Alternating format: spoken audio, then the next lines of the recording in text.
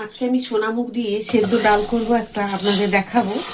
তো তার জন্য সোনামুগগুলোকে দেখুন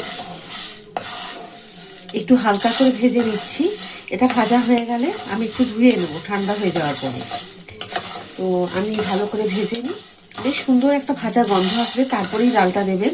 তাহলে কিন্তু এটা আপনি মুড়ি দিয়ে বা রুটি দিয়েও খেতে পারবেন, রুটি দিয়েও খুব ভালো লাগবে। তো নমস্কার, পশ্চিম মেদিনীপুর থেকে পুতুলের হোম কিচেনে আপনাদের সকলকে জানাই স্বাগত। আশা করি আপনারা সকলেই খুব ভালো আছে, আমিও খুব ভালো আছি। তো দেখুন ডালগুলো আমার মোটামুটি ভাজা হয়ে গেছে, বেশ সুন্দর গন্ধ আসছে, একটা দেখুন কালারটাও চেঞ্জ হয়ে গেছে। এবার এগুলোকে আমি ঠান্ডা করে একটু ধুয়ে নেব, আর কি কি দেবো সাথে থেকে দেখে নিন। ডালগুলোকে দেখুন খুব ভালো করে ধুয়ে নিয়েছি, এখন দিয়ে দিলাম জলের মধ্যে। একটা প্রেশার কুকারের মধ্যে এই ডালগুলো দিয়েছি, এর সাথে কিন্তু আরও কিছু দেওয়ার আছে, সেগুলো সাথে থেকে দেখে নিন।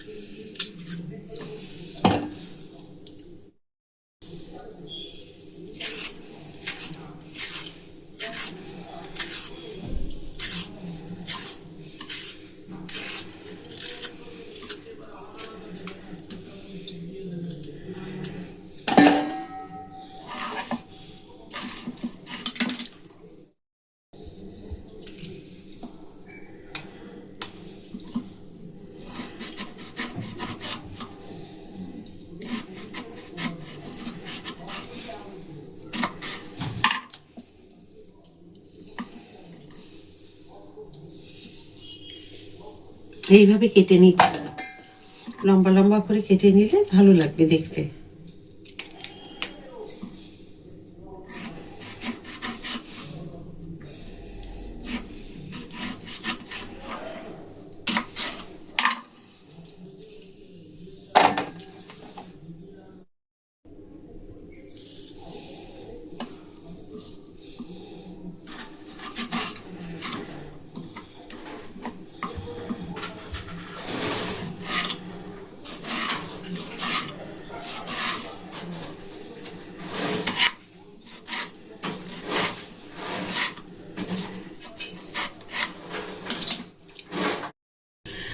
আদাগুলোকে কিমা করে নেব আমি খুব ভালো করে, আপনারা চাইলে চপার দিয়েও করে নিতে পারেন।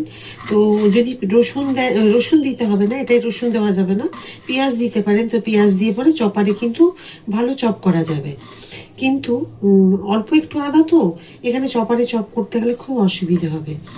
তো আপনারা এখানে পেঁয়াজ দিতে পারেন, বা অন্য যদি কোনো মনে হয় গাজর এসব দিতে পারেন। তবে শুধু মূলো আর টমেটো দিয়ে এই সোনামুগ একটু সেদ্ধ করে খান, সাথে একটুখানি পেঁয়াজ দিতে পারেন। আর এবার আদা কিমা করে দেবেন, আর দেবেন হচ্ছে কাঁচা লঙ্কা, ঝালটা আপনাদের ইচ্ছে মতো দেবেন। তো যদি ঝাল খুব বেশি নাও খান, তো অন্তত একটা দুটো গন্ধের জন্য হলেও দেবেন, গন্ধটা খুব ভালো আসে। তো এইভাবে কিন্তু একটু করে করে খেয়ে দেখুন, খুব ভালো লাগবে গরম গরম রুটির সাথে, এই গরম সোনামুগ সেদ্ধ মূলো দিয়ে। তো এটা একটা খুব খাওয়ার জিনিস। এখানে মটরশুঁটি দিতে পারেন, মটরশুঁটি খুব ভালো লাগবে। আর আমি দেখুন লঙ্কাগুলোকে ঠিক এইভাবে মাঝখান দিয়ে একটুখানি চিড় দিয়ে লাগিয়ে দেবো। যদি ঝাল বেশি খান, আমার মা আছেন তো বাড়িতে, যার জন্য আমরা রসুন বারবার রসুন বলে ফেলছি, পেঁয়াজটা খেতে পারবো না, কারণ মা খাবে সেই কারণে। তো আপনাদের যদি বাড়িতে সেরকম বাধা না থাকে, রসুন পেঁয়াজ আবার রসুন বলছি, পেঁয়াজ খাওয়ার যদি অসুবিধা না থাকে, তাহলে আপনারা পেঁয়াজ এখানে খেতে পারেন। এগুলো দেখুন ধুয়ে রেডি করা আছে, এটাও আমি ধুয়ে কেটেছি চপারে, কেটে নিলাম, দিয়ে এগুলোকে আমি সব এখন দিয়ে দেবো প্রেশার কুকারে।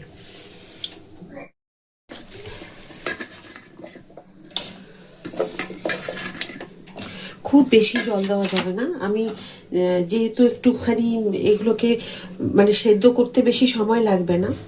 সোনামুগ যদি ভালো হয়ে থাকে, একটু অনেক সময় ডালের পরিবর্তন হয়ে থাকে, ডাল কিছু একটু অসুবিধে থাকলে একটু সময় লাগে। আবার যদি সেরকম হয়, দু একটা সিটি তো হয়ে যায়। তো আমি দিয়েছি 1.5 গ্লাস জল, 1.5 গ্লাস জল দিতে কিন্তু এটা হয়ে যাবে। এর থেকে বেশি জল দিলে খুব পাতলা হয়ে যাবে, যেন এটা খুব পাতলা না হয়, মাখা মাখা হবে। প্রথমেই দিয়ে দেবো আমি একটুখানি হলুদ,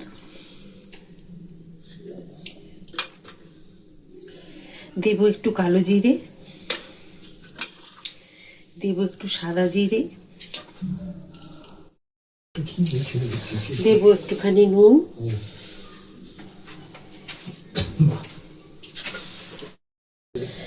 দিয়ে দিলাম সর্ষের তেল একটুখানি,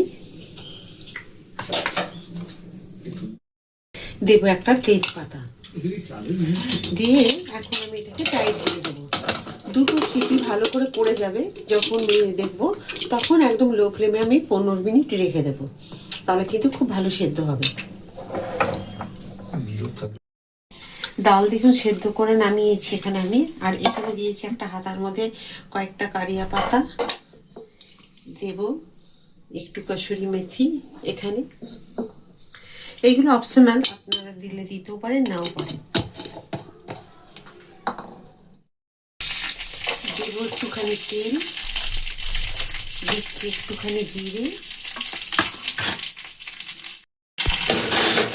একটা শুকনো লঙ্কা, এটাকে হাতাতে অল্প একটু তেল দিয়ে এটাকে ভেজে দিতে হবে।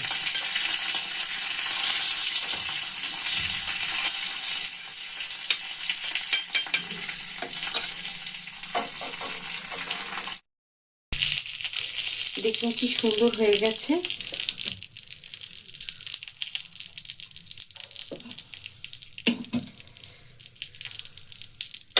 গ্যাস বন্ধ করে দিলাম, আর এখানে দেখুন ডাল আমি ঢেলে রেখেছি, যে সেদ্ধ ডাল সেটা ঢেলে রেখেছি, আর এটা দিয়ে দিলাম উপর থেকে। ব্যাস, ডালটা রেডি। কেমন হয়েছে অবশ্যই কিন্তু আমাকে কমেন্ট করতে ভুলবেন না। এটাকে যখন খাবেন ডালটা মুড়িতে রুটিতে, তখনই কিন্তু এটা বেশ সুন্দর করে ছড়িয়ে দেবেন। চাইলে আপনারা একটু মিষ্টি দিতে পারেন, আমরা এই ডালে মিষ্টি খাই না, সে কারণে মিষ্টি দিলাম না।